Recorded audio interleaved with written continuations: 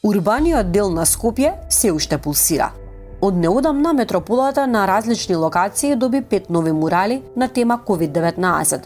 Овој проект е на иницијатива на 5 докажани уметници, а во организација на Центарот за современи уметности, предводен од археологот, историчар на уметност и уметник Никола Писарев. За почеток го замоливме да појасни што е мурал, правејќи споредба со графит, бидејќи многумина ги мешаат. Мурал е зидна слика. Слика на зид многу често во отворен во јавен простор, кој сам по себе представува ликовно дело, кое што има своја композиција, има своји елементи, за разлика графитите се повеќе текстуални. Значи некаква строга разлика. Во последно време се повеќе се брише таа разлика, меѓутоа колку графитот е дело кое што се врзува на типографија, на текст, на дизајн, муралот е сепак и сликарска техника, меѓутоа и една форма на уметнички израз. Генерално ликовните уметници преферираат да работат мурали наспроти младите активистите кои што работат графитите. Ние како Центар за современи уметности во принцип ги следиме и потребите и тенденциите на уметничката заедница, меѓутоа ги следиме актуелните случувања во општеството. Со оглед на тоа дека е корона криза, дека никој не може да се прави слеп на такво нешто, сметавме дека уметноста исто така треба да даде, секогаш уметноста дава белег на времето во кое што продуцира, да потенцираме на она што е битно што се препораки генерални, да преку некои од муралите да одадеме благодарност на службите кои што се борат со епидемијата, меѓутоа и да не ги затвараме очите, него да едноставно работиме во овој период, да го работиме она што најдобро го знаеме. А тоа е да продуцираме уметност, и така дојде до таа идеја, се реализираше. Гледам дека во јавноста Скопјани одлично ја прифатија, дека им се свига, така да ни дава елан да продолжиме и понатак. На фасадата на мобилната монтажна галерија во паркот на франкофонијата, Љубиша Камењаров го наслика делото Доктор Нинџа. Според стилот као што е избран за графички и поедноставен, за да може и да биде полесно препознаен од поголемата публика. Не е многу заплеткан, мистифициран, теоретски. Не само затоа што е наменски ангажиран во цела оваа ситуација, туку и мене лично стилот не ми е претерано заплеткан и мистифициран, иако има некои чудни линии и неразбирливи позиции. Представува медицински војни, и тоа се познатите јапонски нинџи. Тоа е поради сличноста која имаат не само на својот надвршен изглед со сегашните борци против ситуацијата која што ја имаме, и туку и во нивната идеологија.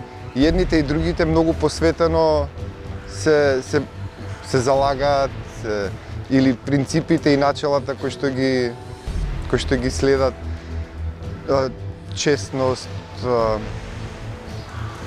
вештините кои ги имаат стекнато, сепак се посебна група на борци, и едните и другите. Од поблиску се гледа дека е со четка работен на објект, на фасадата, со бои наменети за фасади. Нема тука никаква посебна технологија сликарска. Процесот е стар, не знам, стотици години се прави претходно подготовка, скица, нацрт. Сега е полесно што може и скиците и на хартија, и на компјутер, па после се пренесува рачно, исто како и традиционалните техники. Нема ништо ласерски. Боите се, според ликовната теорија, не ги ни сметаат за бои, црната и белата се за осветлување и затемнување. Немаше потреба од повеќе, барем во мојата идеја, колорит. работите и онака се чинеа црни и бели и една сива средина која е помеѓу нив. Короната ја напаѓа планетата Земја за Андреј Митевски, кој со 2 мурали украси еден од бетонските елементи кај железничката станица Скопје. Како што секој уметник има своја визија за реалноста како ја доживува, така да ова е една визија за пандемијата што ни се случува на нас и на целиот свет. На едниот мурал е представено непознат герила деец кој што уствари фрли бомба на светот и го закова во неговото движење. На другиот мурал е представено времето кое што пробуваат медицинските работници и докторите и целата здравствена организација или да го спречат ширењето на пандемијата или да го забрзаат времето каде што ова зло ќе помине. Вакови мурали се создадени во период од 4 дена. Значи, секоја фаза си имаше свој временски период, каде што требаше да се довршуваат делата и на тој начин да добиеме така едно завршено дело. Користени се пигментни бои, оксиди и акрилни бои, кои што имаат долготрајност, долговечност на своето, на сликањето на зид. Така да овие слики ќе може дури неколку години да бидат поставени тука без да изгубат на својата вредност. Сите бои се избрани со цел да предизвикаат најголемо внимание, колку што е можно. Ние сме сите ликовни уметници со завршена академија, така да користењето на боите ни беше дел од школувањето и се трудевме да ги користиме најпрактично колку што е можно. Свој белек на оваа тема кај рампата на кеот на реката Вардар остави и Ѓорѓе Јовановиќ. Со короната во тегла, тој на визуелен начин ги представува напорите на човештвото овој вирус да го стави под контрола. Преку овој мурал сакав да проговорам за напорите на човештвото да се справи со оваа опасна пандемија. Исто така сакав да го промислам и моментот на солидарност и заедништво кој е многу битен во надминувањето на оваа криза. Самиот мурал го изработи во текот на еден ден, работен е со фасадни бои, претходно следеа неколку дена на подготовки, правење на скици и потоа со готовото решение следеше и период на реализација на муралот. Веднаш до овој мурал ќе ги видите извонредните големи портрети на комунален работник, продавачка, медицинска сестра, репортерка и полицајка, со кои Александар Наумовски им испраќа благодарност на сите вработени во овие професии, кои се вистински јунаци во ова време. Мојот мурал ја представува првата борбена линија која што е излезена во борба против COVID-19 вирусот и едноставно представува заблагодарување на тие ликови кои што се невидливи за нас, но сепак видливи во секојдневниот живот и во онаа борба со вирусот кој што безрезервно ја даваат и даваат се од себе.